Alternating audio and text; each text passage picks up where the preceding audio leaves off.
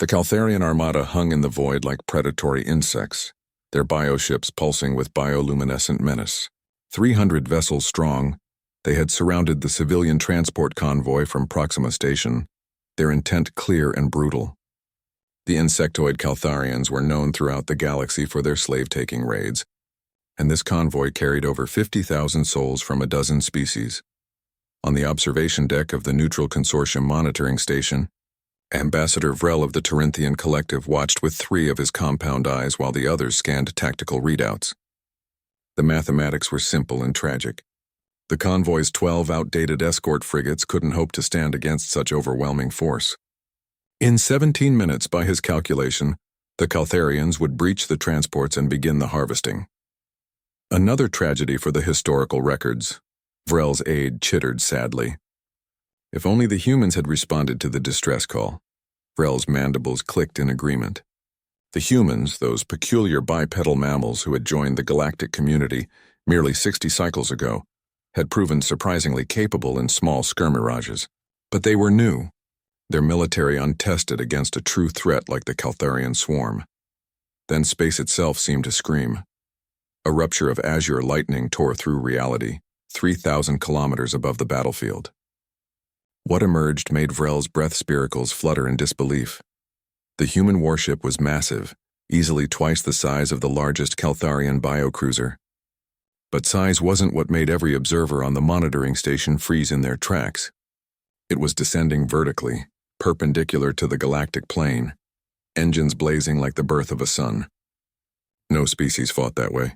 Naval doctrine throughout the known galaxy emphasized horizontal maneuvers in 3 dimensions. But this was something else entirely.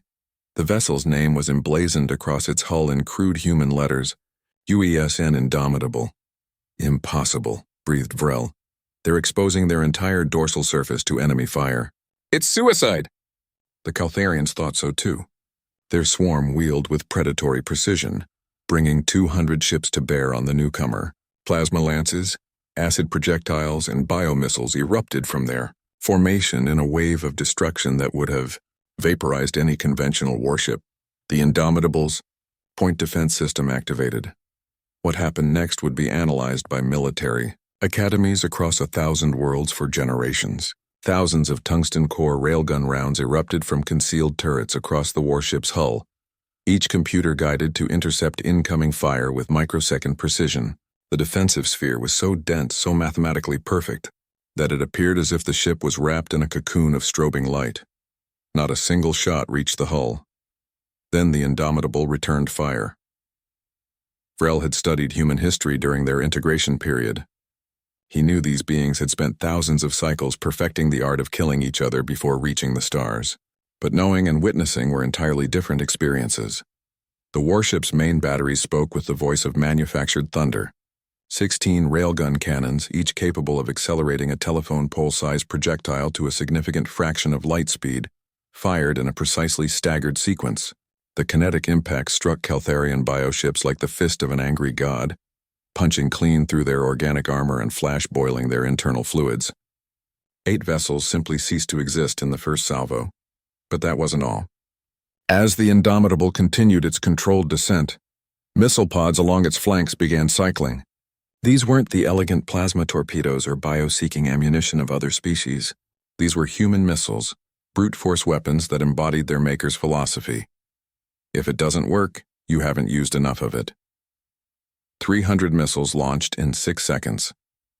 Each one was relatively small, dumb even by galactic standards, carrying simple explosive warheads. But they came in such overwhelming numbers that the Caltharian swarm's targeting systems simply couldn't cope. The insects excelled at processing individual threats, but this was a mathematical impossibility, made manifest. Explosions blossomed throughout the enemy formation like deadly flowers. 20 more bioships were torn apart by the sheer volume of fire.